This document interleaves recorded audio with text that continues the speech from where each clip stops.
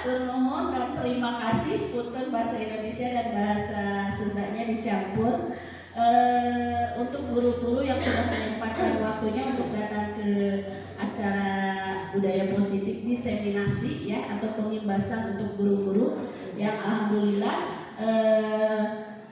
saya diberikan kesempatan untuk menjadi moderator ya. Tujuan dari kegiatan ini yaitu adalah diseminasi penerapan budaya positif di satuan pendidikan di SMP 1 Lewigo. Dan untuk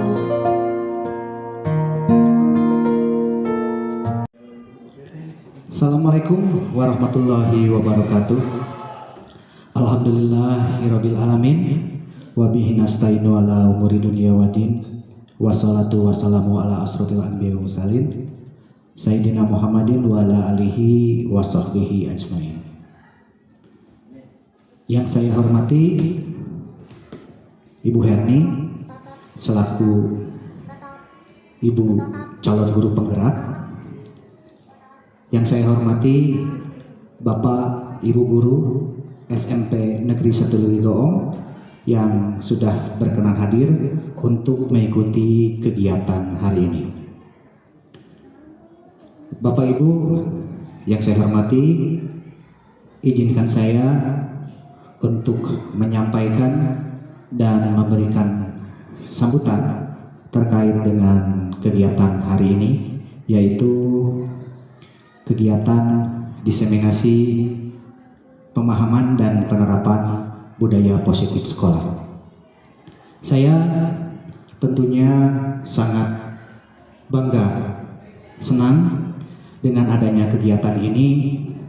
Salah satu guru dari kami yaitu Bu Herni yang sedang mengikuti kegiatan pendidikan guru penggerak. Dalam hal ini peran guru penggerak Bu Herni adalah sebagai agen transformasi ekosistem pendidikan.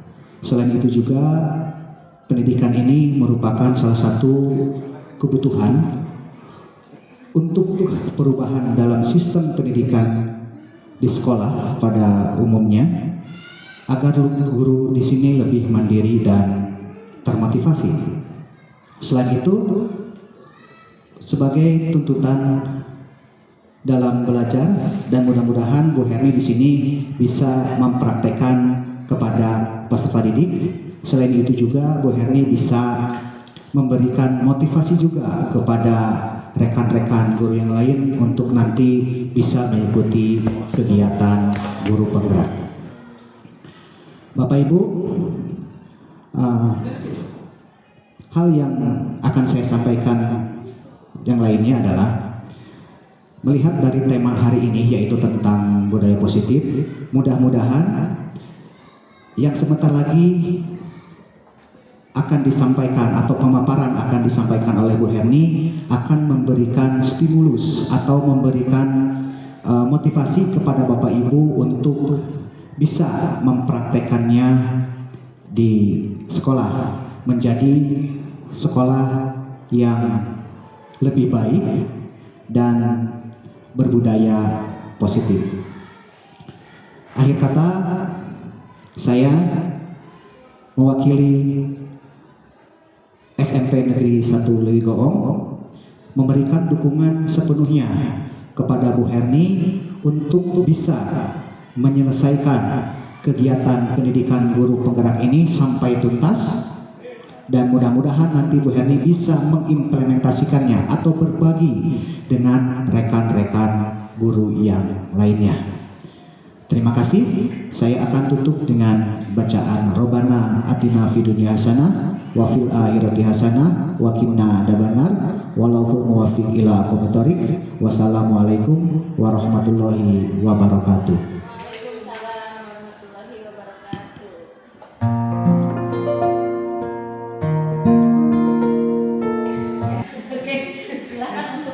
Jakar ya untuk menyanyikan lagu Guru Penggerak.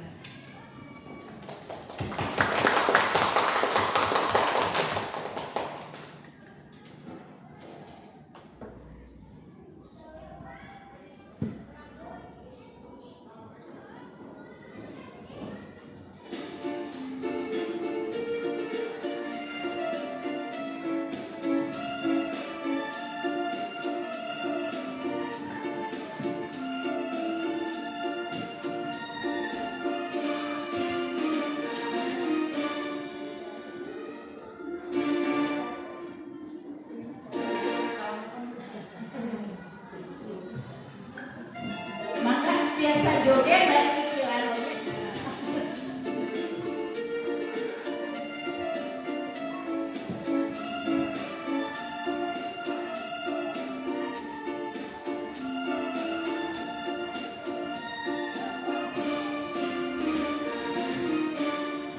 Guru penggerak ngagerak ngabangkitkeun tunas bangsa.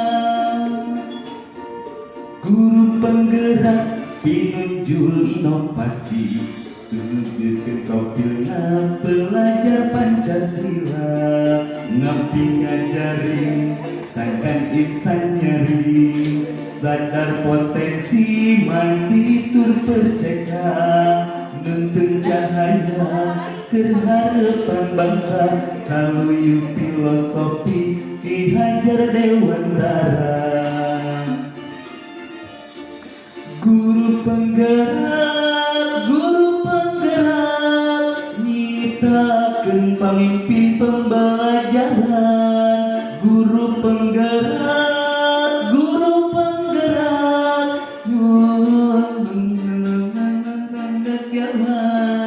pencipta tunas bangsa, nyuruhkeun teknologi dina dasar Pancasila.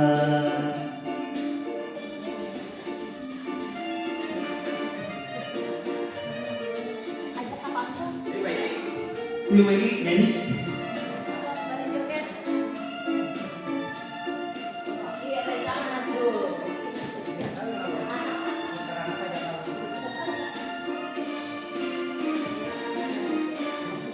Guru penggerak program negara, ngajarkeun paradigma budaya guru bangsa. Guru penggerak ningkatkeun pendidikan, sangkan unggul jeung pinunjul di era global na dunya.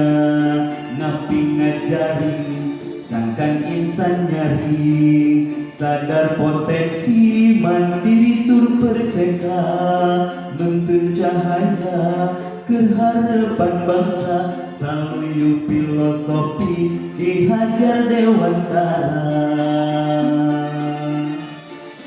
Guru penggerak nyiptakeun pamimpin pembelajaran. Guru penggerak ngabimbing jalan insan cendekiawan, nuntun cipta tunas bangsa, nyuruhkeun teknologi dina dasar Pancasila.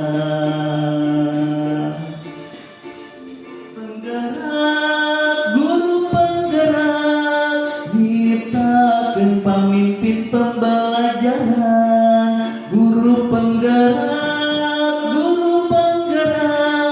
ngabimbing jalan insan cendekiawan, nuntun cipta tunas bangsa, nyuruhkeun teknologi dina dasar Pancasila. Atur nuhun. Alhamdulillah kalau Pak Jaska ya yang menyanyikan lagu Guru Penggerak ya. Dan aplaus lagi atau buat Pak Jaka biar ya. Oke. Untuk acara selanjutnya yaitu kami persilahkan kepada guru CGP angkatan 11 untuk mempresentasikan diseminasi penerapan budaya positif di Satuan Pendidikan SMP Negeri 1 Luyo. Silakan.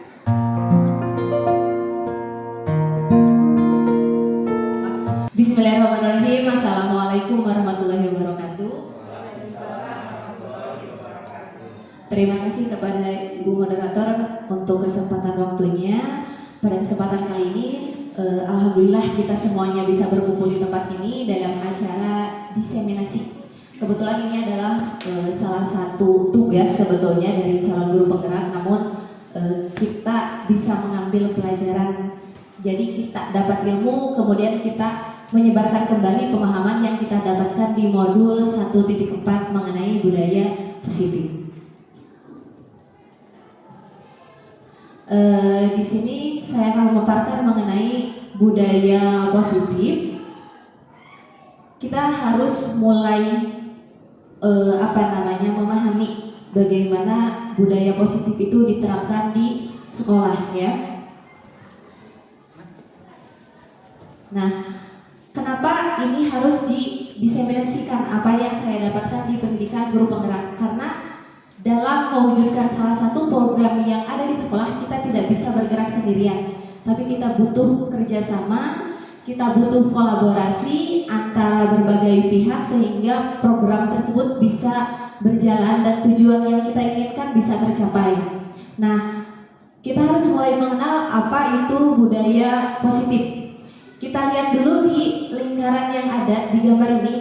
Budaya positif itu tidak bisa muncul langsung begitu saja, tapi ini bisa dari hal kecil. Kita sebagai guru, kita punya kelas, kita punya lahan untuk perubahan sedikit demi sedikit. Nah, di sini kita mulai dari peraturan kelas, kemudian nanti kita bisa membuat keyakinan kelas, kemudian dari keyakinan kelas kita bisa membentuk lingkungan yang positif, dan akhirnya kita bisa mempunyai budaya yang positif di lingkungan sekolah kita. Nah, apa itu budaya positif? Budaya positif ini merupakan perwujudan dari nilai-nilai atau keyakinan universal yang diterapkan di sekolah. Nilai-nilai atau keyakinan universal ini merupakan nilai-nilai kebajikan yang baik gitu. Seperti misalnya kita ingin selamat, kita ingin sehat, itu nilai-nilai yang memang kita yakini bersama bahwa itu tuh adalah nilai yang baik. Kita ingin sehat, semua orang pun ingin sehat, berarti itu bisa masuk ke dalam nilai-nilai universal yang memang diakui kebenarannya oleh bersama-sama. Nah, kemudian budaya positif juga dapat mendorong murid untuk mampu berpikir, bertindak, dan mencipta sebagai proses memerdekakan dirinya sehingga murid mampu mandiri dan bertanggung jawab. Ibu, Bapak, kita pasti menginginkan pembelajaran ke anak itu bukan hanya kita transfer ilmu saja, tapi justru pendidikan karakter yang memang kita tekankan kepada peserta didik. Kita kerasa kemarin kita sempat mengalami yang namanya masa COVID ya, ketika misalnya pembelajaran dilakukan secara jarak jauh, kita tidak secara langsung bertemu dengan peserta didik. Ada terasa penurunan karakter yang ada di dalam diri murid ya. Karena mungkin kalau misalnya contoh hal kecil masalah kedisiplinan waktu. Kadang kita menyuruh siswa untuk mengabsen di hari itu tapi jamnya ngaret. Tapi kalau misalnya di kelas kita pasti harus langsung ada. Itu salah satu contohnya ya. Yang berikutnya. Nah, apa saja sih yang dibahas dari budaya positif ini? Nah, ada konsep-konsep inti di budaya positif ini. Yang pertama ada perubahan paradigma belajar, kemudian ada motivasi perilaku manusia, yang berikutnya ada disiplin positif, kemudian ada posisi kontrol guru, yang selanjutnya ada kebutuhan dasar manusia, keyakinan kelas, dan terakhir ada segitiga restitusi. Jadi untuk mencapai tujuan kita, menjadikan sekolah kita ini mempunyai budaya yang positif, ini ada 7 hal yang harus kita perhatikan. Kita mulai dari konsep inti budaya positif yang pertama, yaitu pembelajaran dengan paradigma baru. Kita masuk ke kurikulum merdeka, di mana kita juga sudah mengenal yang namanya profil pelajaran Pancasila. Keenam nilai ini yang harus kita tekankan kepada peserta didik ya. Yang pertama, beriman, bertakwa kepada Tuhan Yang Maha Esa dan berakhlak mulia. Kemudian yang kedua ada berkebinekaan global. Yang ketiga ada mandiri, yang keempat ada bergotong royong, yang kelima ada bernalar kritis, dan yang terakhir ada kreatif ya. Kalau misalnya kita di proyek P5 juga sering yang dinyanyikan juga profil pelajar Pancasila, supaya apa? Jadi berkesinambungan antara murid dan guru juga bisa mengetahui tujuan pembentukan karakternya. Nah, di sini pembelajaran dengan paradigma baru itu merupakan pembelajaran yang dirancang berdasarkan prinsip pembelajaran berdiferensiasi, sehingga para peserta didik belajar itu sesuai dengan kebutuhannya, berdasarkan tahap perkembangan sesuai sesuai teori psikologi modern untuk mewujudkan profil pelajar Pancasila.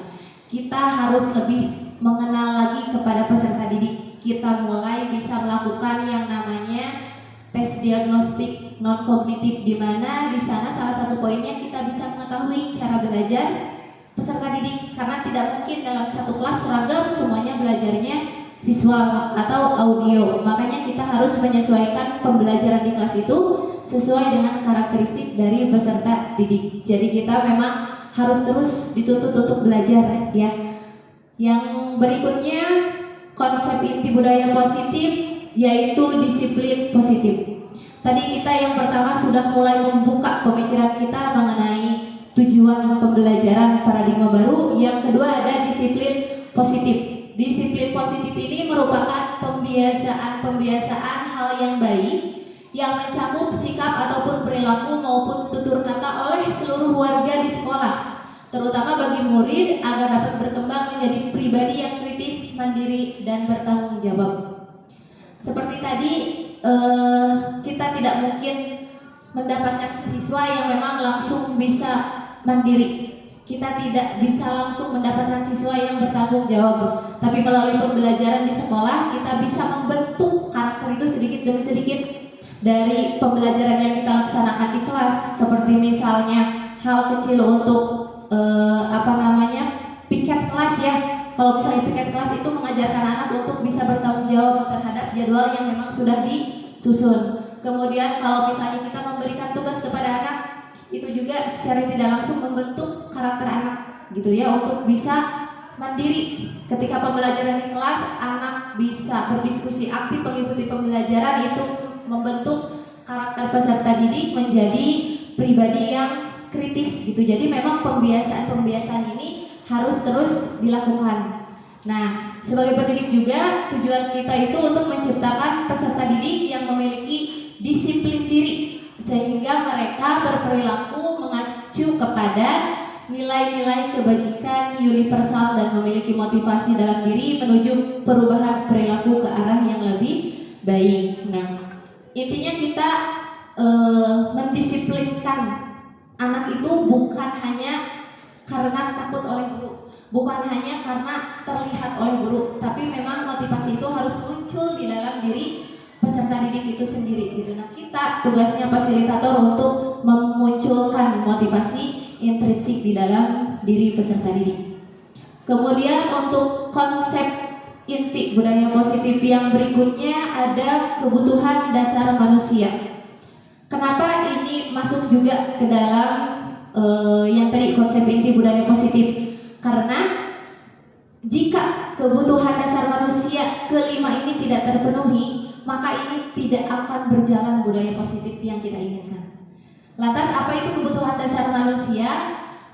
Kebutuhan dasar manusia merupakan unsur-unsur yang dibutuhkan oleh manusia dalam menjaga keseimbangan baik secara fisiologis maupun psikologis yang bertujuan untuk mempertahankan kehidupan dan kesehatan. Di sini ada 5 kebutuhan dasar manusia.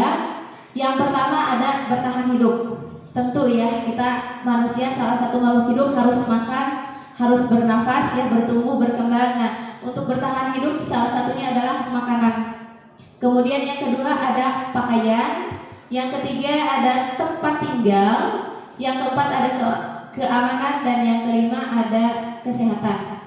Kemudian kebutuhan dasar yang berikutnya, yang kedua itu ada kasih sayang dan rasa diterima. Ini memang sudah naluriah ya, kita sebagai manusia itu pasti ingin ada rasa diterima oleh lingkungan sekitar kita. Kemudian kita ingin dipedulikan, gak enak gak dicuekin ya. Kalau misalnya dicuekin pasti kita ingin dipedulikan. Kemudian kita juga berbagi dengan sesama. Yang berikutnya kita kerjasama dan menjadi bagian dalam kelompok. Itu untuk kebutuhan dasar manusia yang kedua.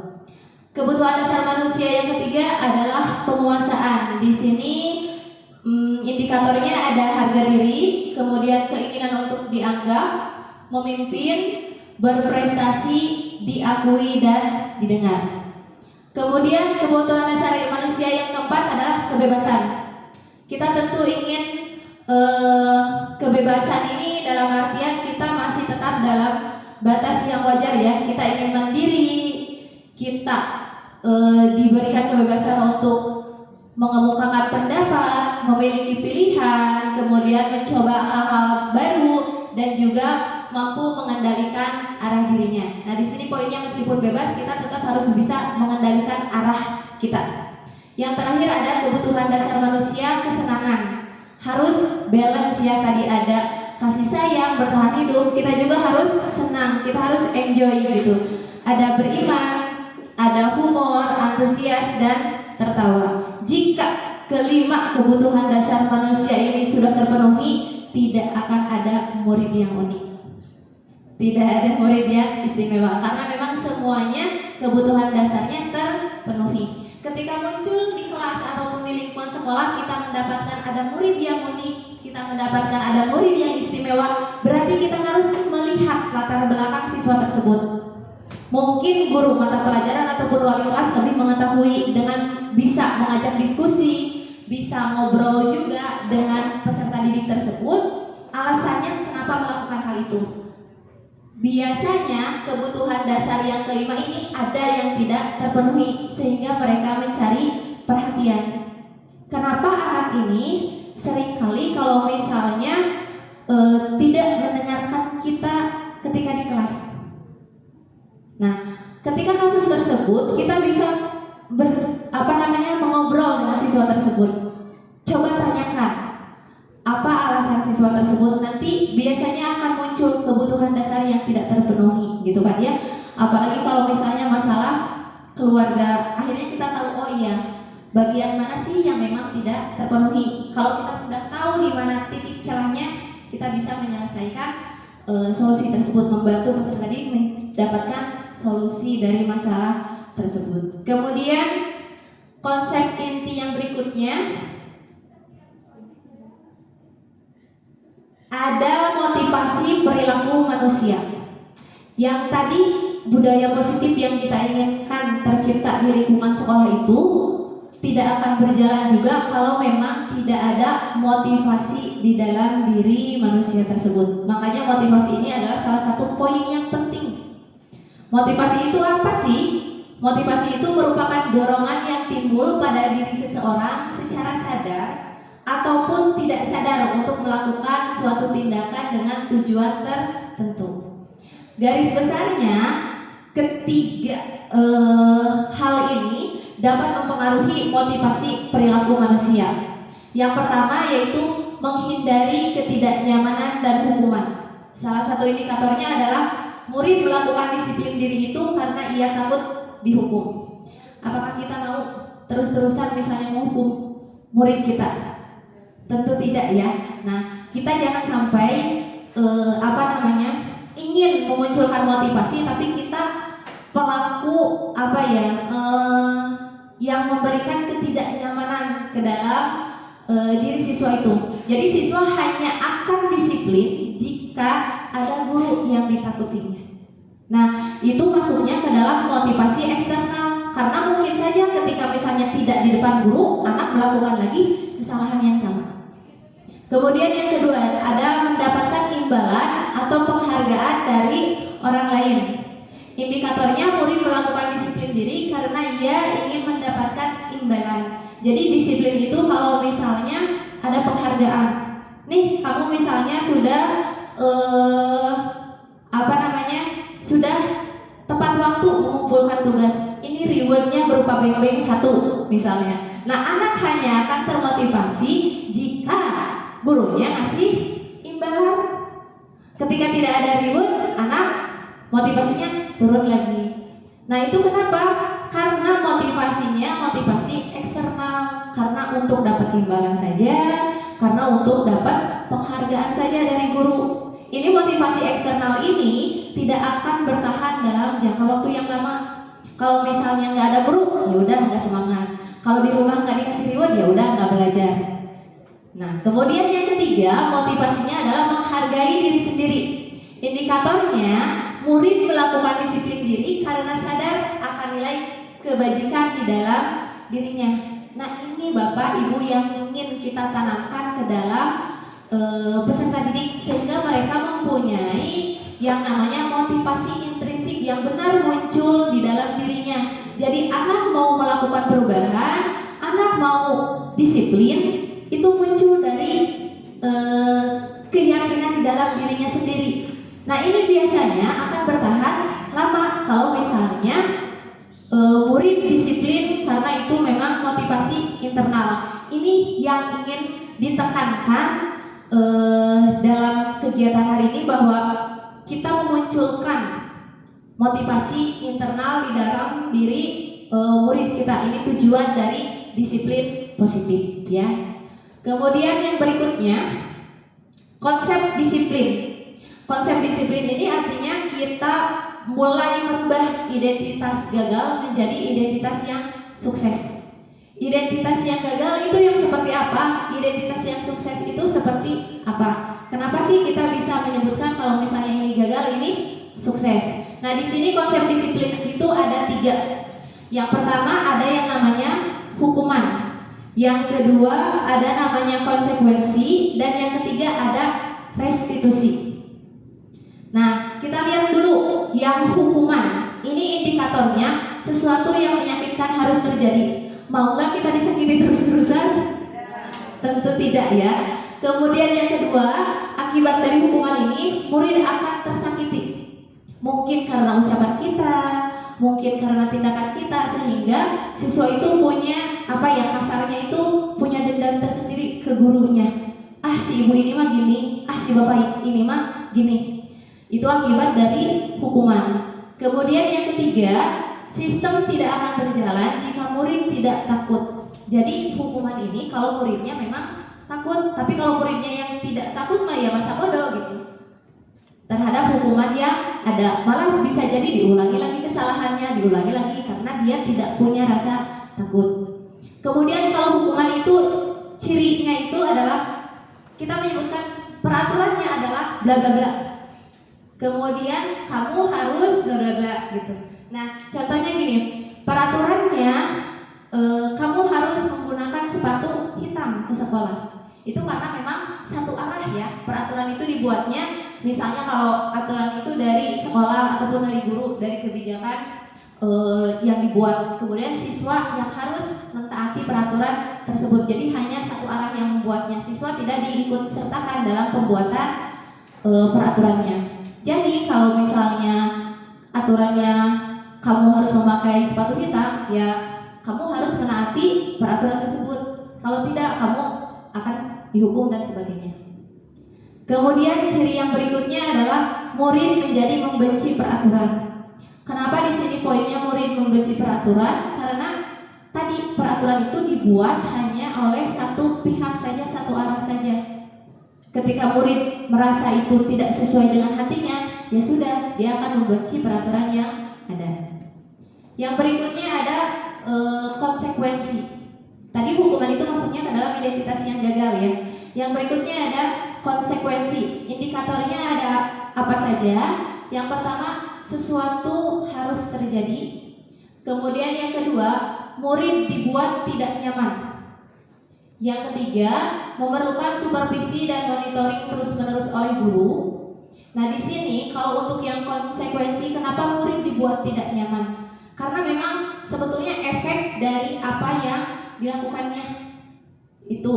Kemudian memerlukan supervisi dan monitoring, ya, karena guru harus terus memantaunya. Guru harus memonitornya. Yang berikutnya ada apa peraturannya?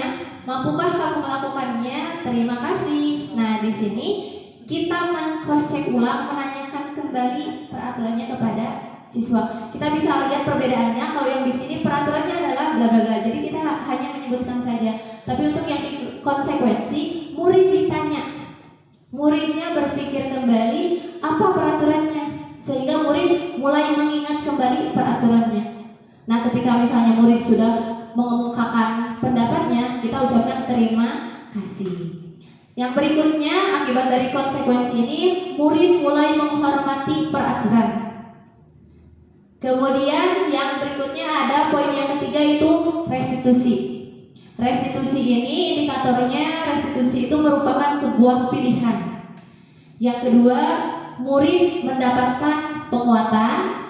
Yang ketiga, murid belajar bertanggung jawab atas perilakunya. Nah, untuk yang restitusi ini, kenapa di sana ada poin murid mendapatkan penguatan? Karena kita tidak menjudge murid itu misalnya nakal, tidak menjudge murid itu yang tidak baik, tapi kita memberikan penguatan, memotivasi peserta didik, menggali agar dia kembali ke jalan yang benar lagi gitu. Kemudian di sana kita mulai menekankan juga murid bertanggung jawab. Jadi bukan gurunya yang kamu harus A, kamu harus B karena kamu telah melanggar peraturan, tidak. Tapi di sana murid itu belajar bertanggung jawab, karena saya telah melakukan ini maka konsekuensinya nanti akhirnya saya mendapatkan efeknya seperti ini.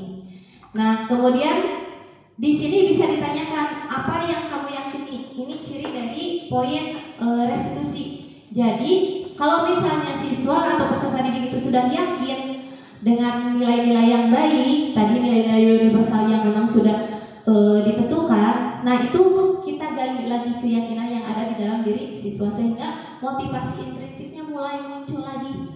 Kalau misalnya mereka sudah mulai paham apa yang diyakininya, hal-hal benar itu yang seperti apa gitu. Kemudian siswa juga diajak untuk kembali ke jalan yang benar itu dengan apa? Dengan bisa menanyakan apa yang bisa kamu lakukan untuk memperbaiki masalah ini. Jadi bukan kita yang langsung memberikan solusi kepada anaknya, tetapi kita memberikan kesempatan untuk anak berpikir sehingga dia bisa mengetahui apa sih yang harus diperbaikinya. Itu ya untuk yang restitusi, sehingga hasilnya murid itu bisa menghormati dirinya dan orang lain. Ini yang diharapkan ketika konsep disiplin identitas sukses itu ketika kita sudah menerapkan yang poin terakhir yang restitusi. Kemudian yang berikutnya, ini ada konsep disiplin pendekatan restitusi, di mana ini cara menanamkan disiplin positif pada murid. Tadi yang dikatakan bahwa identitas sukses itu ketika kita bisa melaksanakan restitusi. Lantas apa itu restitusi? Di sini restitusi itu proses menciptakan kondisi bagi murid untuk memperbaiki kesalahan mereka sehingga mereka bisa kembali pada kelompok mereka dengan karakter yang lebih baik. Jadi mungkin anaknya tadi sudah salah arah, kita kembalikan lagi dan kita arahkan lagi ke arah yang seharusnya dan kita kembalikan lagi ke kelompoknya dengan versi yang sudah hijrah ya, yang sudah lebih baik lagi. Nah, ciri-ciri restitusi itu sudah berjalan ada apa saja? Di sini ciri-ciri restitusi itu belajar dari kesalahan, bukan menebus kesalahan. Karena misalnya kamu tadi datang terlambat, berarti kamu harus berikan ibu kado di ulang tahun ibu. Tapi bukan seperti itu ya. Tapi di sini belajar dari kesalahan. Oh, iya boleh. Nanti harus kasih ibu silver queen 5 mantap. Nah, di sini belajar dari kesalahan karena dia telah melakukan kesalahan, dia sudah sadar kembali gitu bahwa apa yang dilakukannya itu tidak baik. Kemudian cirinya adalah memperbaiki hubungan. Mungkin karena tadi anak itu salah jalan sehingga dia tidak mempunyai hubungan yang baik dengan beberapa kelompok. Nah, di sini kalau sudah berhasil restitusinya maka hubungan bisa diperbaiki, bukan hubungan kita aja ya. Nah, yang berikutnya ada menawarkan bukan memaksa. Ciri dari restitusi ini. Menawarkan di sini artinya kita memberikan solusi. Kita menawarkan pilihan-pilihan, bukan memaksa. Kamu harus ini ya, kamu harus ini ya, kamu harus ngasih silver queen ya. Enggak gitu. Itu maksa ya. Yang berikutnya ada restitusi diri adalah cara terbaik. Restitusi tadi ya, bahwa kalau misalnya kita sudah sadar diri, nah kita pasti akan melakukan hal-hal yang baik. Yang berikutnya ada menuntut untuk melihat ke dalam diri kita. Kita yang introspeksi diri, kita yang menuntut peserta didik untuk melihat ke dalam dirinya. Yang berikutnya ada mencari kebutuhan dasar yang mendasari tindakan. Bapak Ibu, kenapa tadi di awal disebutkan konsep inti budaya positif kita harus mengetahui kebutuhan dasar?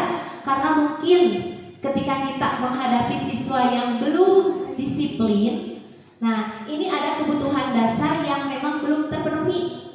Tadi ada berapa ya kebutuhan dasar manusia itu? Nah, mungkin dari kelima itu ada salah satu kebutuhan dasar yang belum terpenuhi. Yang berikutnya ada berfokus pada karakter bukan tindakannya. Yang selanjutnya ada berfokus pada solusi. Jadi tidak terus membahas masalah tetapi mulai mencari solusinya. Dan yang terakhir ada mengembalikan murid yang berbuat salah pada kelompoknya. Jika ada murid yang berbuat salah, kita harus memperbaiki hubungannya dengan teman-temannya. Karena apa?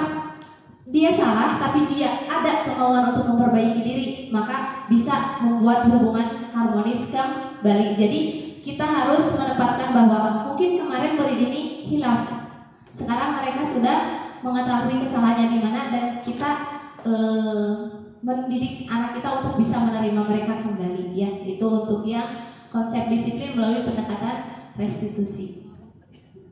Nah, ini yang sering kita temui, kasus yang sangat sering ditemui. Ketika kasusnya itu murid sering tidak mengerjakan tugas.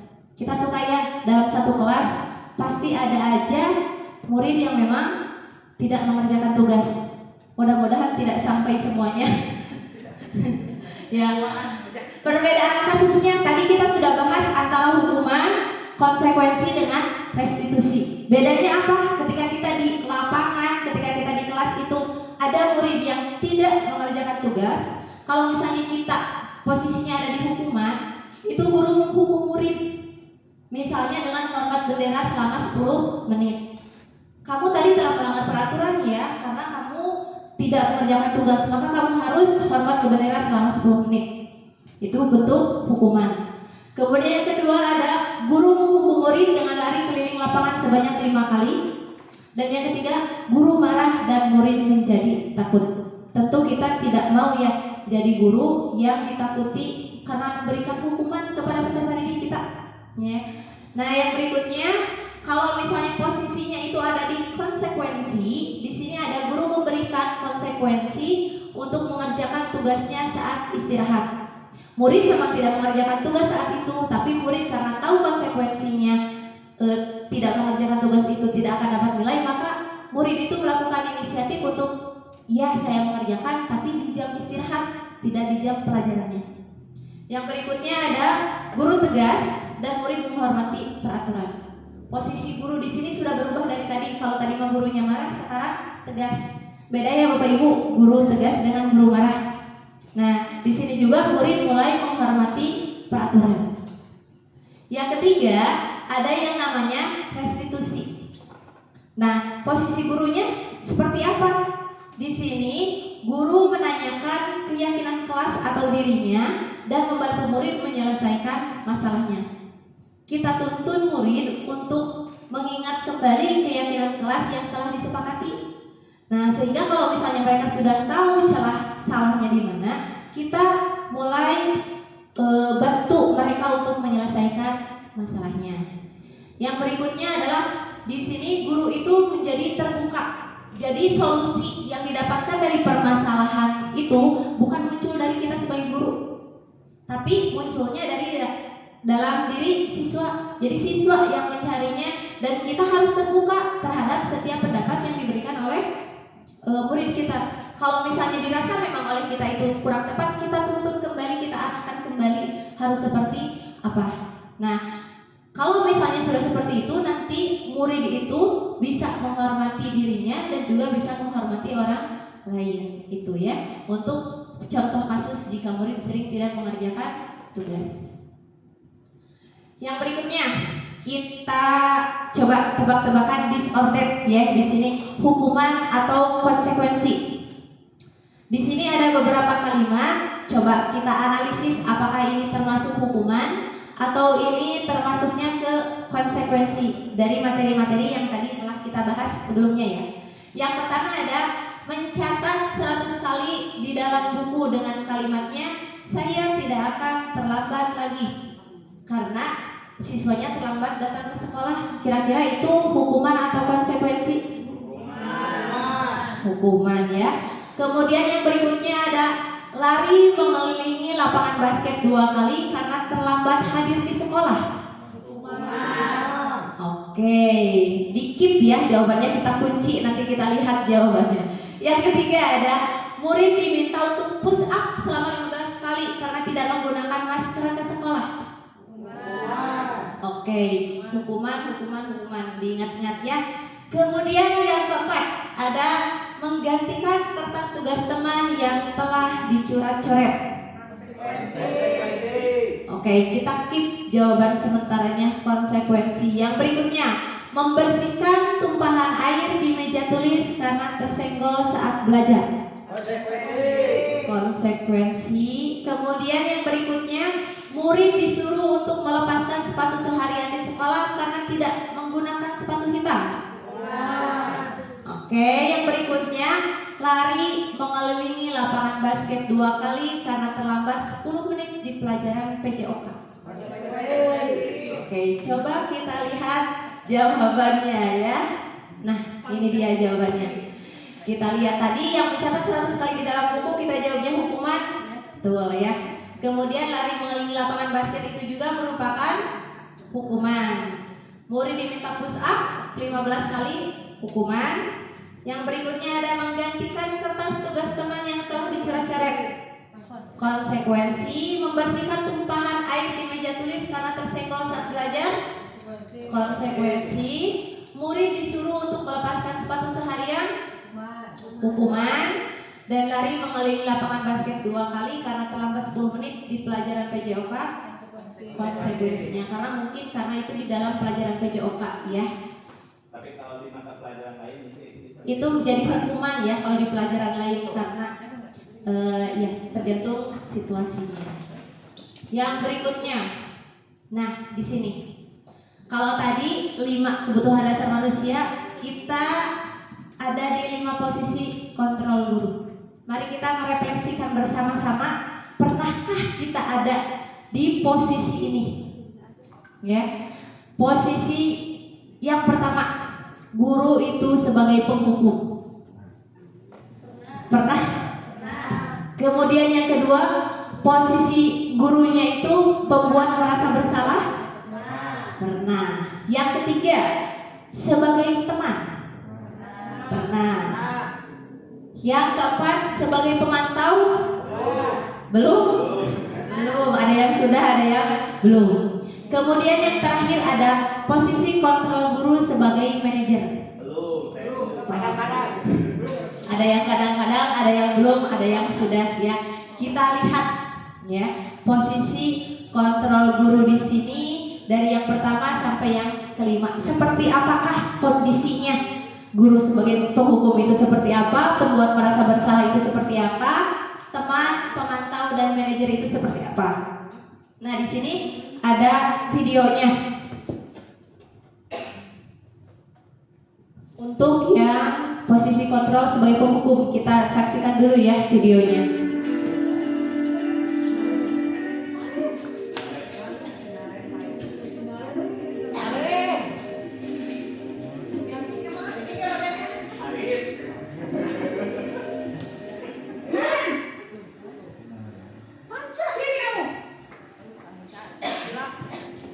Selamat pagi, Bu.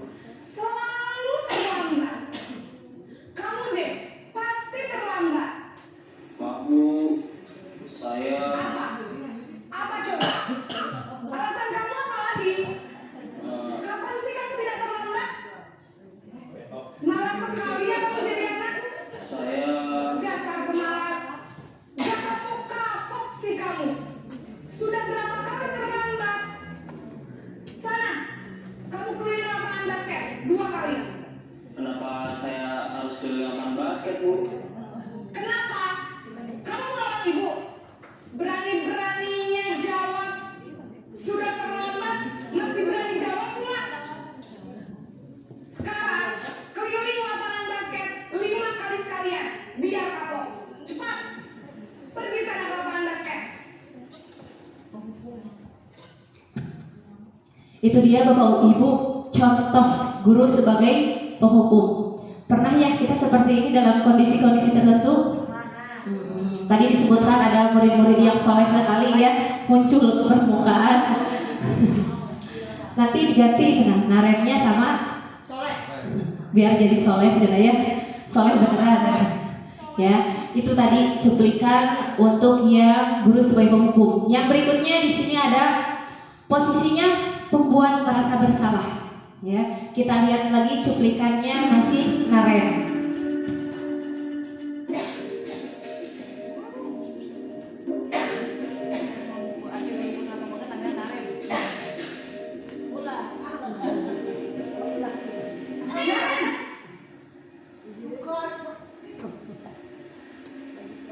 Selamat pagi Bu.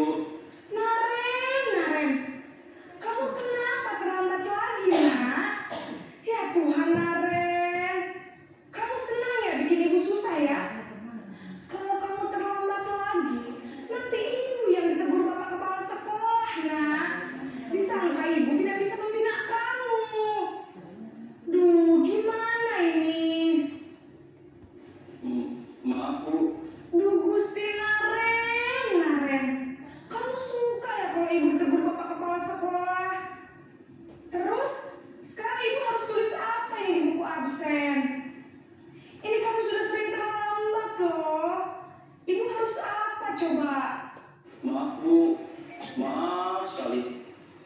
Ya sudah, lain kali jangan bikin ibu susah lagi ya nak ya. Ibu tidak akan kuat lagi kalau kamu begini terus.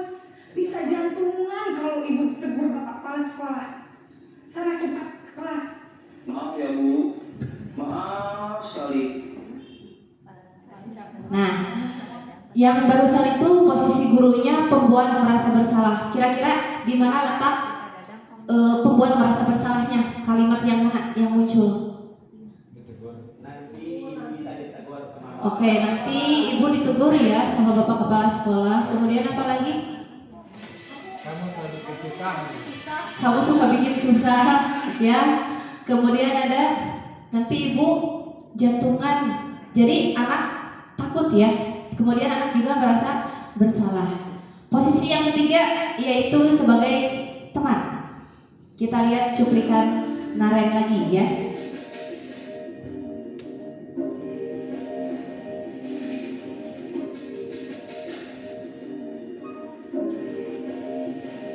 Naren,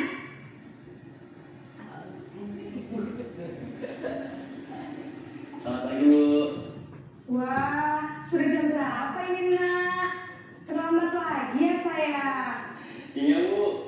Habis ibu saya belum membangunkan saya Bu. Kamu malah menyalahkan ibu kamu. Kamu bukannya anak yang larinya paling kencang. Kok terlambat sih?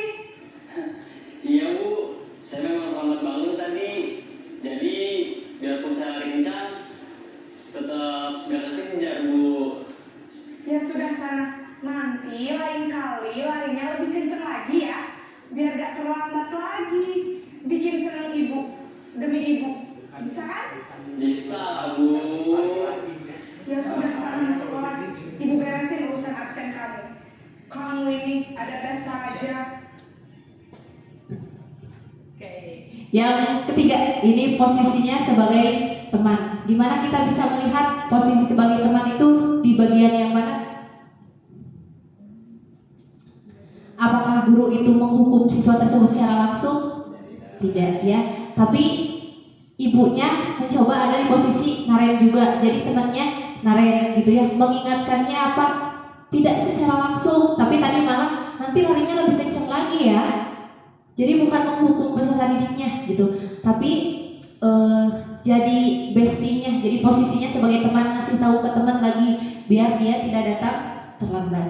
Kemudian posisi kontrol yang keempat, di sini ada posisinya sebagai pemantau. Kita lihat cuplikan videonya.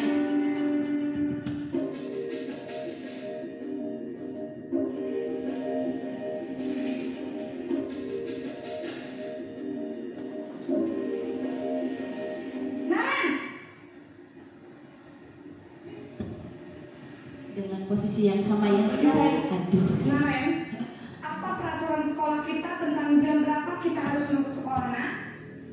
Kita harus di sekolah jam 7 Bu. Iya betul, sekarang sudah jam 7.20. Naren sudah tahu konsekuensinya jika terlambat hadir. Paham Bu.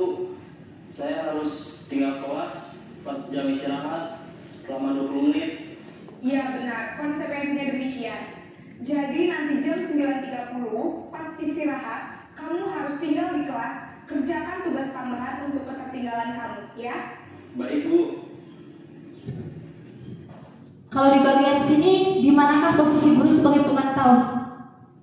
Menanyakan kesalahannya apa? Menanyakan kesalahannya, Kesalahannya apa? konsekuensinya, betul ya. Jadi memantau, kemudian tadi juga memonitor untuk tetap mengerjakan tugasnya. Jadi guru nggak lepas begitu saja gitu ya, tapi tetap melihat kembali, memonitor kembali. Dan yang terakhir, posisi yang kelima itu posisinya sebagai manajer. Kita lihat cuplikan videonya bagaimana posisi kontrol guru di sini kalau misalnya sebagai manajer. Naren, Sudah mulai aduh lagi Selamat pagi, karetnya. Bu. selamat pagi Naren. Maaf, Bu. Saya terlambat. Iya, sekolah masuknya jam 7, sekarang sudah jam 7.20. Jadi sekarang bagaimana ini Naren? Maaf, Bu. Saya lupa setel alarm saya semalam. Baiklah, menurut kamu, keyakinan sekolah yang mana yang perlu kamu tingkatkan? Menghargai diri sendiri dan orang lain mungkin ya, Bu. Setuju. Jadi, apakah Naren meyakini prinsip saling menghormati tersebut? Iya, Bu. Saya meyakininya.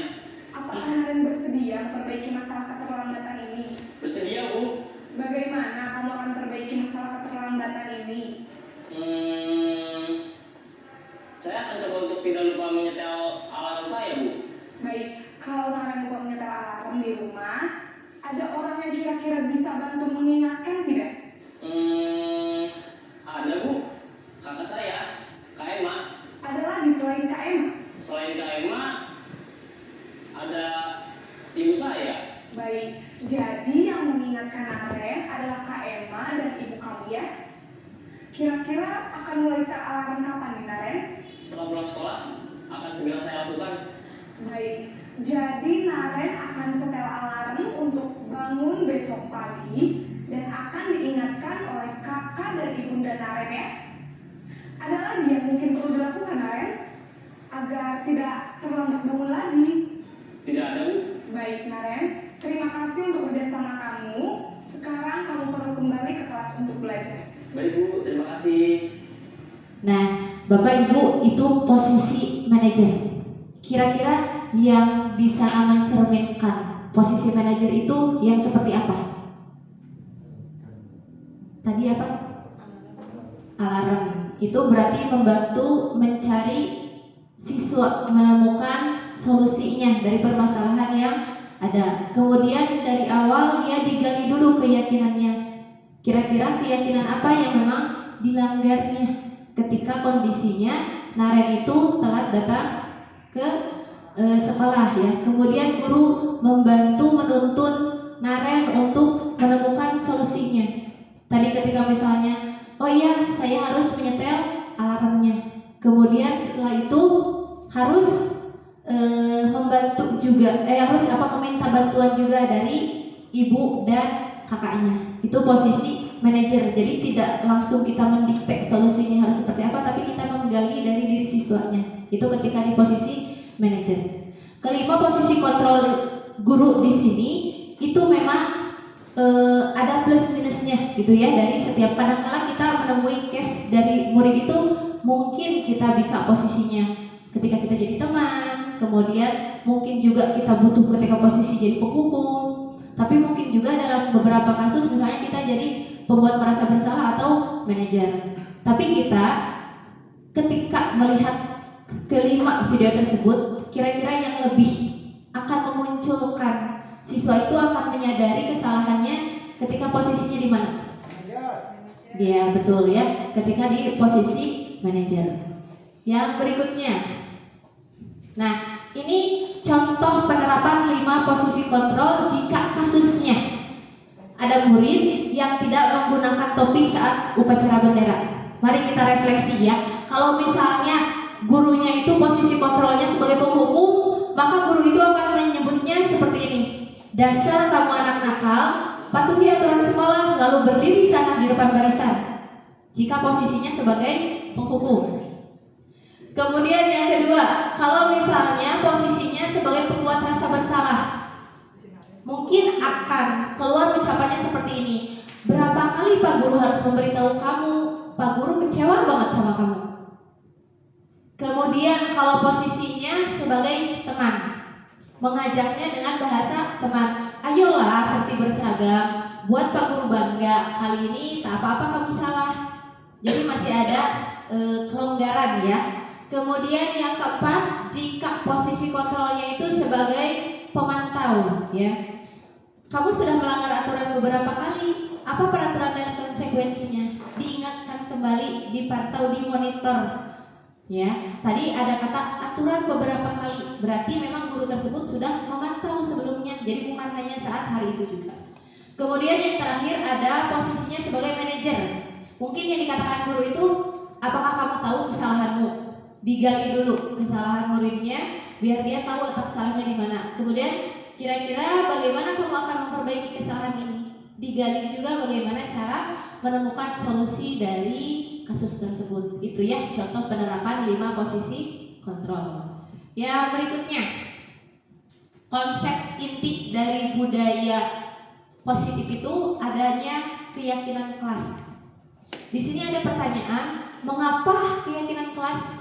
Mengapa tidak peraturan kelas saja? Mungkin ada di sini Bapak Ibu yang mau menjawabnya. Mengapa keyakinan kelas? Bismillahirrahmanirrahim. Kalau untuk peraturan kelas, jadi cuma satu arah aja, ya. Jadi kita tidak bisa menawar, gitu ya. Tapi kalau untuk keyakinan kelas, ini bisa dua arah, gitu. Jadi kita bisa menawar apapun yang kita mau seperti itu. Ya. Oke. Tawar-menawar gitu ya. Terima kasih Ibu Heni ya. Kenapa sih harus keyakinan kelas saja?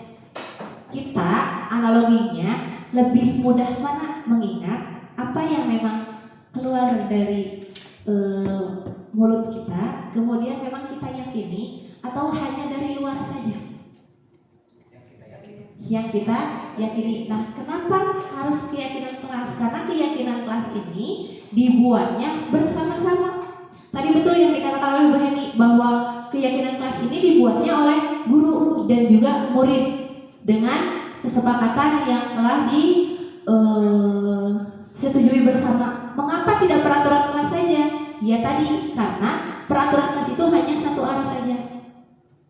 Ya, kalau misalnya keyakinan kelas ini dibuatnya bersama-sama oleh murid, maka murid juga akan lebih mudah mengimplementasikannya. Seperti misalnya, mengapa sih kita memiliki peraturan tentang penggunaan helm pada saat mengendarai motor? Kalau motivasi eksternalnya pasti siap ditilang, takut ditilang oleh polisi. Tapi ketika kita sadar diri karena kita meyakini kalau misalnya ini tuh alasannya karena keselamatan, ya. Kenapa kita memakai helm? Karena ini alasannya keselamatan. Itu muncul di dalam diri kita, itu keyakinannya. Itu motivasinya muncul di dalam diri. Nah, maka untuk mendukung bagaimana munculnya motivasi intrinsik, kita harus kembalikan lagi ke nilai-nilai atau keyakinan-keyakinan. Nilai-nilai tadi disebutkan bisa keselamatan, bisa kesehatan, bisa keamanan dan sebagainya. Karena ini akan lebih menggerakkan seseorang dibanding mengikuti serangkaian peraturan. Ini contohnya bisa dilihat keyakinan kelasnya, bisa saling menghormati dan menghargai, kemudian bertanggung jawab, budayakan 5S, menjaga kebersihan, menjaga keamanan dan menolong teman. Oke, untuk yang berikutnya, bagaimanakah cara kita membentuk keyakinan kelas? Tadi kan kalau misalnya aturan itu hanya satu arah, tapi kalau keyakinan itu hasil kesepakatan bersama. Nah, bagaimana cara kita membuat keyakinan kelas? Yang pertama, pernyataannya abstrak. Kemudian berupa pernyataan universal. Yang ketiga, dibuat dalam bentuk positif. Ini salah satu ciri dari keyakinan kelas. Kemudian sedikit saja agar mudah diingat. Kemudian yang kelimanya, sesuaikan dengan kondisi kelas agar mudah diterapkan, dan yang keenamnya ada semua warga dilibatkan saat membuatnya. Mungkin kalau misalnya kita ingin membedakan antara peraturan dengan keyakinan ya, kalau misalnya peraturan pasti kalimatnya di depannya dilarang, tidak boleh. Tapi kalau misalnya keyakinan kelas ini harus dibuat dalam bentuk kalimat-kalimat yang positif. Kalau tadi misalnya kita flashback saling menghormati antar sesama, misalnya siswa di kelas 7A, kan kalimatnya dalam bentuk positif ya, saling menghormati. Kalau misalnya dalam bentuk peraturan mungkin kalimatnya akan ada tidak boleh mengejek teman. Tapi kalau untuk yang keyakinan kelas ini harus dibuat dalam bentuk positif, makanya saling menghormati atau menghargai dengan teman ya. Itu untuk yang keyakinan kelas. Bagaimana cara kita membuat di kelas? Kalau kita misalnya di SMP, karena memang kita guru mata pelajaran, kita bisa tiap mata pelajaran ya untuk membuat keyakinan kelas sendiri, tergantung dengan mata pelajaran yang kita ampuh.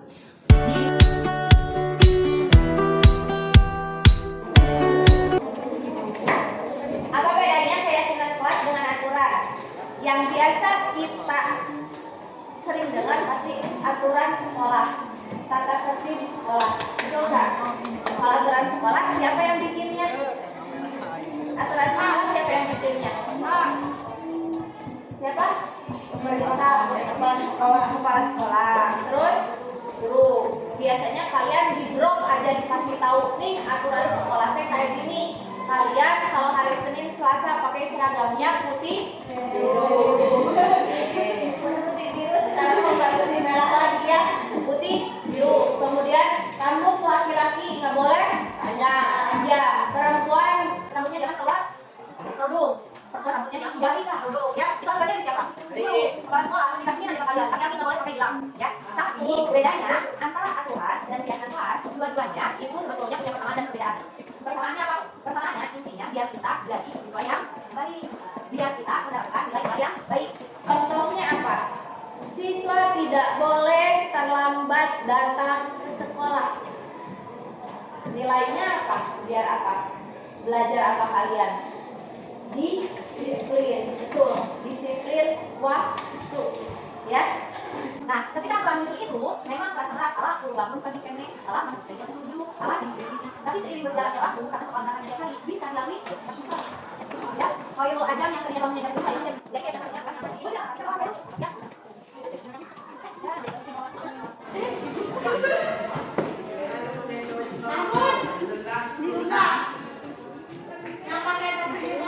Topinya dibuka.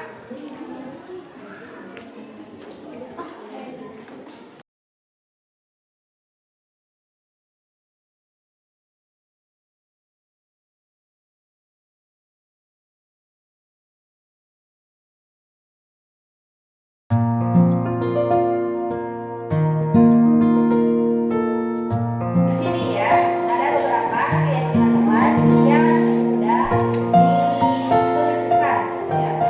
Berkenan tuh ibu dibacain.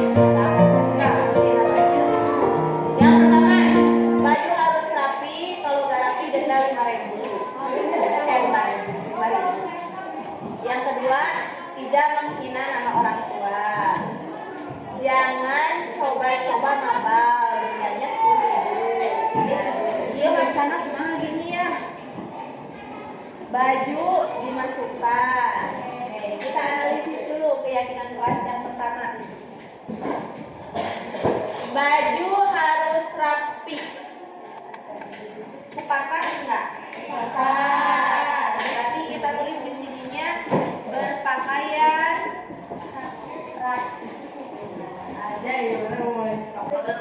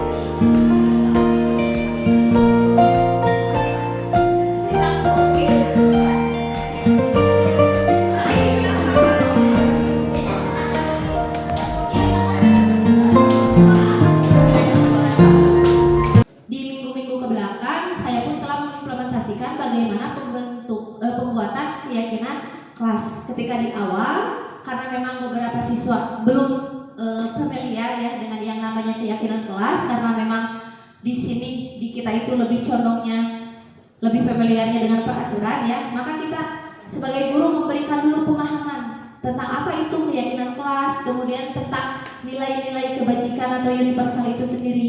Setelah itu kita berikan kesempatan untuk siswa nilai-nilai yang mereka yakini itu seperti apa. Itu kemarin saya memeragakannya bisa menggunakan post-it. Jadi setiap siswa menuliskannya di post-it, kemudian menempelkannya di depan kelas.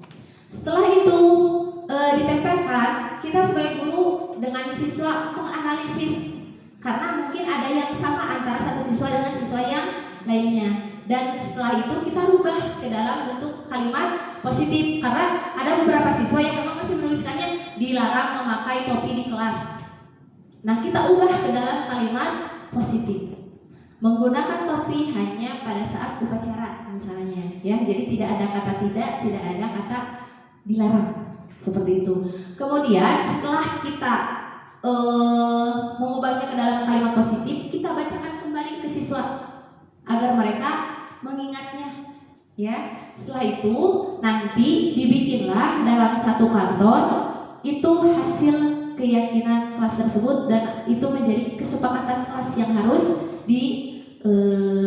dilaksanakan oleh warga 7A dan juga gurunya. Itu untuk yang pembuatan keyakinan kelas. Nah, ketika implementasi dilakukan membuat keyakinan kelas ini, anak itu antusias ketika membuat keyakinan kelas, karena mungkin ini salah satu hal baru juga bagi mereka, dan mereka merasa, oh iya, kenapa sih kemarin harus ada aturannya seperti ini, karena setelah mereka tahu nilai-nilai yang diyakininya, nah dia akhirnya nempel di otaknya gitu ya, di pikiran siswanya secara tidak langsung. Nah, ketika siswa ikut dilibatkan, nah inilah tujuan dari pembuatan keyakinan kelas. Jadi ketika pengimplementasiannya juga, oh iya, diingat-ingat lagi ya, kita kan di awal pernah membuat ini. Jadi diingatkan kembali peserta didiknya gitu. Nah, ini mungkin dari kegiatan yang kemarin telah saya lakukan, ada satu pembelajaran ketika misalnya dalam memberikan pemahaman keyakinan kelas kepada siswa itu harus lebih detail lagi, karena ada beberapa siswa yang memang belum paham bedanya keyakinan dengan peraturan ya, seperti itu. Itu untuk yang keyakinan kelas. Yang berikutnya, nah, yang terakhir ini poin yang ke-7 dari konsep inti budaya positif itu ada yang namanya segitiga restitusi. Ibu Bapak pernah mendengar segitiga restitusi?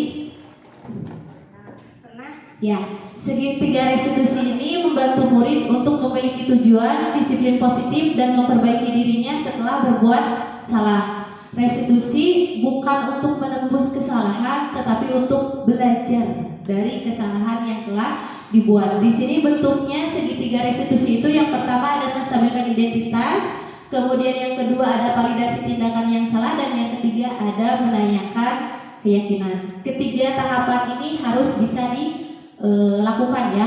Untuk yang pertama, segitiga restitusi itu adalah menstabilkan identitas. Yang tadinya tujuannya itu untuk membuat anak yang merasa gagal itu karena berbuat salah menjadi positif terhadap dirinya. Jadi kita tidak membuat anak itu jadi merasa bersalah ya, tapi kita harus membuatnya bahwa kamu itu positive vibes gitu ya.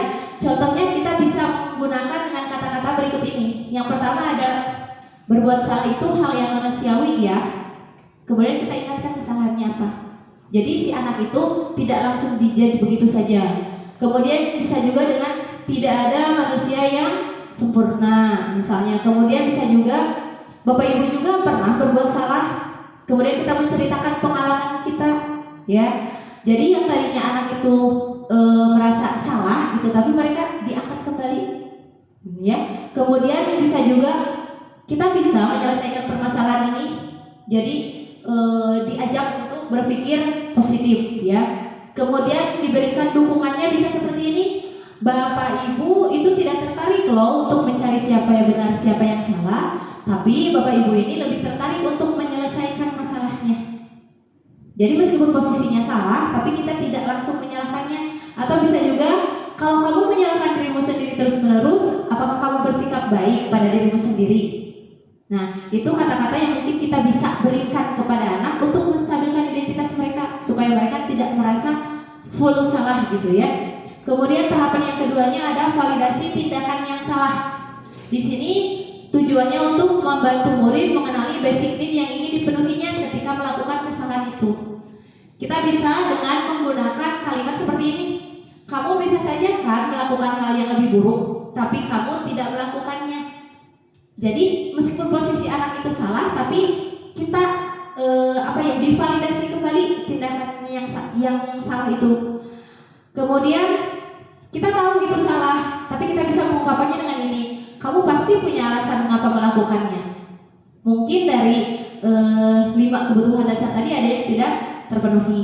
Atau bisa juga apa hal yang penting bagi kamu, atau maukah kamu belajar cara lain untuk mendapat yang kamu butuhkan tanpa harus memukul. Kalau kasusnya ini memang saling pukul ya antara dengan rekannya. Atau bisa juga padahal kamu bisa ya melakukan yang lebih buruk dari ini. Jadi itu untuk validasi tindakan yang salah. Kita mengorek kembali, memang salah, tapi kita tidak menyebutkan kesalahannya. Dan yang terakhir itu ada menanyakan keyakinan. Di sini mengajak murid untuk menemukan cara untuk berperilaku lebih baik dan tidak melanggar tata tertib sekolah. Nah, ini berhubungan dengan yang barusan. Itu ada kaitannya juga dengan keyakinan kelas. Jadi kita menggali lagi ke peserta didik, mengingatkan kembali apa keyakinan kelas kita, kemudian nilai-nilai apa yang telah kita sepakati, seperti apakah gambaran kelas yang ideal menurut kamu, ataupun kamu mau jadi orang seperti apa. Itu yang mungkin bisa kita katakan kepada peserta didik kita gitu. Jadi ketika mereka salah, kita tidak langsung menghukumnya, tapi kita membantu mencarikan solusinya ya. Assalamualaikum warahmatullahi wabarakatuh. Nama saya Herni Nurliana. Saya calon guru penggerak angkatan 11 dari Kabupaten Garut, dan saat ini saya akan melakukan tag video mengenai pengimplementasian segitiga restitusi. Selamat menyaksikan.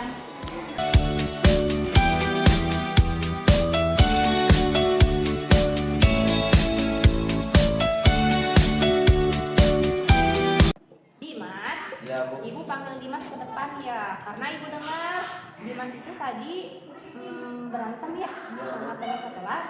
Sama siapa berantemnya? Sama Rama, Bu. Sama Rama. Kenapa Dimas berantem sama Rama? Mencontek, Bu. Sama mencontek. Menconteknya gimana? Menconteknya maksa, Bu. Maksa-maksa. Ramanya ke Dimas maksa-maksa. Ya, Bu. Dimas udah selesai mengerjakan tugasnya? Udah, Bu. Oh udah ya. Nah kalau misalnya ibu di posisi Dimas juga, ibu pasti akan merasa kesel dan marah. Kenapa? Kan pasti Dimas sudah capek-capek ya mengerjakan tugasnya. Terus ada orang lain mau mencontek gitu aja, maksa lagi ya ke Dimasnya. Nah tiap orang juga pasti misalnya punya sifat muncul rasa kesel ketika tidak ada orang lain tiba-tiba mencontek, maksa lagi, dan itu kamu juga bukan satu-satunya orang yang melakukan seperti itu, karena pasti ibu juga akan kesal juga, akan marah juga. Nah tapi ibu pengen tahu, kamu tentu punya alasan kenapa kamu marah-marah tadi. Marah-marahnya Karena mencontek dengan maksa maksa. dan tidak bilang ke saya. Oh tidak bilang juga, tidak izin dulu ya, dia langsung aja ngeliat ya. Nah kira-kira kalau kamunya ada yang mencontek, ada yang maksa, ada nggak langkah lain selain marah-marah yang kamu lakukan, atau malah tadi berkelahi yang bisa kamu lakukan? Seharusnya gimana? Seharusnya saya marah, Ibu. Iya seharusnya gimana? Boleh nggak marah-marah? Bisa nggak kalau nggak marah-marah menegurnya? Bisa. Bisa nggak sampai berantem gitu? Bisa. Nah berarti Dimas itu akan bisa ya tidak marah-marah, bisa menegurnya dengan baik. Sekarang ibu mau tanya, kira-kira kita kan udah punya keyakinan kelas yang di awal pembelajaran kita udah bikin kesepakatan kelas. Nah kira-kira kesepakatan apa yang kita lakukan? Menghormati antar teman. Nah kan di awal sudah dibahas ya, kita harus saling menghormati antar teman. Kalau misalnya kita sudah saling menghormati, berarti kita itu bisa saling toleransi dengan teman. Kemudian tadi kan Dimas pengen kalau misalnya Rama itu nggak mencontek gitu aja, tapi bilang dulu ya. Nah, nilai-nilai yang disepakati tadi adalah saling menghormati. Nah, sekarang kalau misalnya sudah tahu nilai saling menghormati, berarti Dimas juga bisa menegur Rama dengan baik-baik ya. Selain kira-kira menegur, apa yang akan Dimas lakukan kalau misalnya nanti ada lagi yang mencontek Dimas? Harus lebih sabar lagi. Terus memperbaiki masa ini. memperbaiki, bisa ngobrol langsung, duduk bareng-bareng ya. Nah, kalau misalnya seperti itu, nanti diharapkan kalau ada yang mencontek lagi ke Dimas nggak marah-marah, nggak berantem ya, tapi Dimas bisa menegurnya dengan baik-baik seperti yang Dimas katakan tadi ya. Nah, ini sangat sepakat sekali dengan ide dari Dimas yang tadi ya. Sekarang masih marah nggak? Masih sabar ya, kita harus bisa mengendalikan emosi ya, siap memperbaikinya ya. Iya, tetap semangat Dimas ya, jangan marah-marah lagi ya, nanti kalau marah-marah cepat tua ya. Terima kasih ya, Dimas boleh kembali ke tempat duduknya ya. Assalamualaikum warahmatullahi wabarakatuh. Nama saya Dimas. Saya senang sekali diajak diskusi dengan Ibu. Saya akan lebih mengendalikan diri dan saya akan menghormati.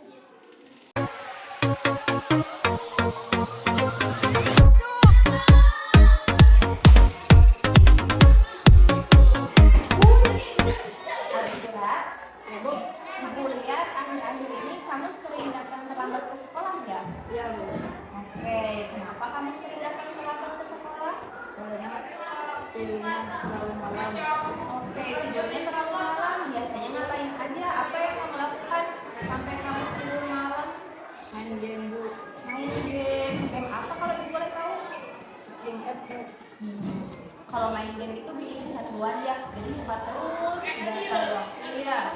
Nah, ini udah berapa kali ya kamu terlambat? 5 kali, Bu. Aduh, udah ke 5 kali ternyata ya kamu terlambat. Nih, ibu mau cerita kalau memangnya main game itu bikin kita perasaannya senang, terus sampai kita malah larut main game terus-terusan ya sampai berjam-jam tidak terasa. Dan ini pun kamu itu bukan satu-satunya orang yang gara-gara main game kemudian bangunnya malam dan akhirnya pagi-paginya kesiangan. Siswa lain pun ada beberapa yang seperti itu. Ya, setiap orang itu pasti punya kesalahan. Betul. Nah, tadi kamu ceritakan kamu punya alasan kenapa sering datang terlambat karena sering main game. Nah, kira-kira ada nggak caranya gimana biar kamu datang ke sekolahnya tidak terlambat lagi? Tidurnya Tidur jam 8. Terus jangan main game lagi. jangan main game lagi. Boleh nggak main game? Gak boleh. Ya, jangan main game malam-malam ya. Terus apa lagi biar nggak terlambat? Harus tidur pagi. Iya betul, harus bangun pagi ya, biar tidak datang kesiangan lagi. Nah, menurut kamu tadi kan kalau misalnya terlambat itu sudah terlambat keyakinan kelas yang kita buat ya. Kan kita di pertemuan awal sudah membuat keyakinan kelas. Nah, kira-kira kalau datang terlambat keyakinan kelas apa yang dilanggar? Apa? Kedisiplinan, betul ya. Yang kamu langgar itu adalah kedisiplinan. Nah, kira-kira kedisiplinan ini penting nggak untuk diri Yura itu sendiri? Penting. Penting. Kenapa kedisiplinan itu penting? Karena dilihat handphonenya bagus. Oke, dilihat sama punya bagus. Kita perlu menghargai waktu. Ya. Iya, gitu. Kalau waktu istirahat ya Istirahat. ngobrol ya. Nah, betul. Kalau misalnya apa yang kira-kira yang harus kamu lakukan? Ya, Bu. Saya minta maaf, Bu. Oke, berarti kamu kalau sudah meminta maaf, kamu sudah mengetahui kesalahan di mana ya. Iya, Bu. Nah, kamu tadi ingin menjadi orang yang disiplin. Oke, betul. Kamu ingin jadi orang yang disiplin. Tadi nilai yang hilang dan juga kamu sudah tahu masalah kedisiplinan ini. Waktu itu adalah apa ya namanya? Waktu itu memang sangat berharga. Kalau waktunya istirahat ya istirahat, waktunya tidur ya waktunya berangkat sekolah. Jadi kita harus pintar untuk mengatur waktu main game, tahu waktunya, jangan sampai tidur malam hari ya. Nah, jadi karena kamu sekarang sudah mengetahui, kamu sudah meminta maaf, berarti kamu sudah mengetahui kesalahan kamu, kenapa kamu datang terlambat ya. Oke, terima kasih Alvira. Boleh kembali lagi duduk ya. Assalamualaikum warahmatullahi wabarakatuh. Perkenalkan, nama saya Alfira Nabawi dari kelas 7B. Saya tidak akan terlambat lagi, tidak akan memain game larut malam lagi, mau tidur awal-awal lagi.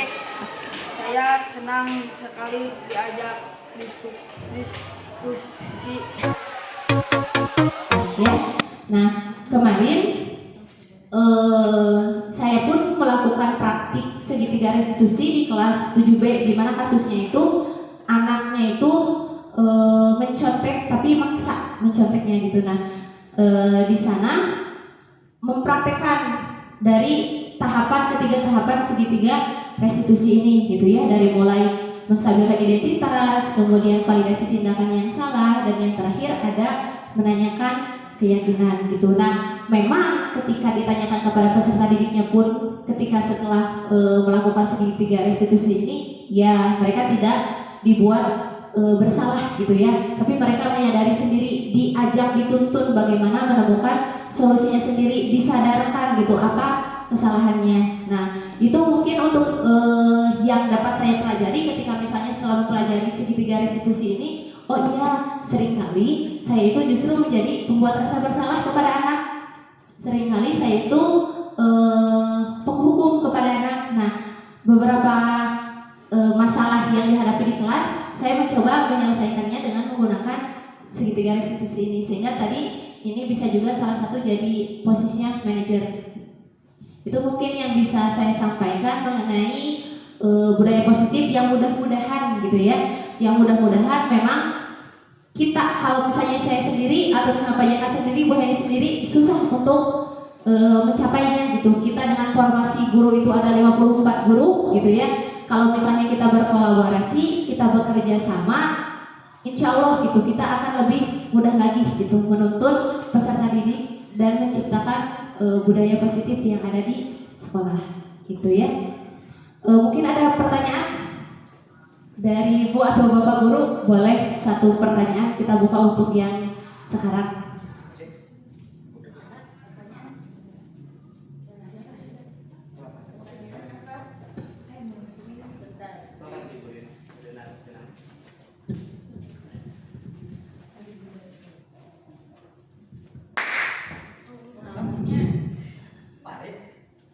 Bukan. Iya, boleh. Tidak ada lagi yang ditanyakan? Apa ya? Yang tadi aja di mana ya? Di budaya positif. Kalau kita akan menerapkan kepada anak itu tentang budaya positif, keyakinan kelas dan segitiga restitusi, adakah dampak panjangnya terhadap anak di kemudian hari? Itu saja. Ya, terima kasih atas pertanyaannya terkait tadi mengenai konsep budaya positif gitu, dampaknya gitu kan ya. Yang tadi kalau misalnya kita bisa memunculkan motivasi intrinsik di dalam diri siswa, mungkin itu akan lebih kena lagi ke siswanya gitu dibandingkan dengan motivasi eksternal. Mungkin pada saat melakukan kesalahan, ketika misalnya saya ambil contoh Pak Deki posisinya sebagai penghukum, mungkin anak akan takut akan mematuhi aturan hanya pada saat ada Pak Deki. Tapi ketika di kelasnya Bu Asri, mengulangi lagi kesalahan yang sama gitu ya. Jadi ketika misalnya anaknya sudah tahu nilai-nilai kebajikan yang ada di dalam dirinya, kemudian mereka sudah bisa memunculkan motivasi intrinsik, itu akan justru karakternya lebih kuat. Jadi kita kepada peserta didik itu bukan hanya mengajar saja, tapi mendidik juga, menuntun mereka seperti itu ya. Jadi kalau misalnya kita semua di sini, ibu dan bapak guru bisa berkolaborasi menciptakan budaya positif di lingkungan sekolah kita, insya Allah kita akan melakukan perubahan yang cukup besar gitu ya untuk iklim suasana di sekolah kita seperti itu. Oke, sudah cukup? Sepertinya karena memang waktu juga sudah siang ya. Terima kasih sekali atas perhatian dari ibu bapak guru semuanya. Terima kasih atas waktunya. Mohon maaf jika ada kesalahan dari saya. Terima kasih. Wassalamualaikum warahmatullahi wabarakatuh.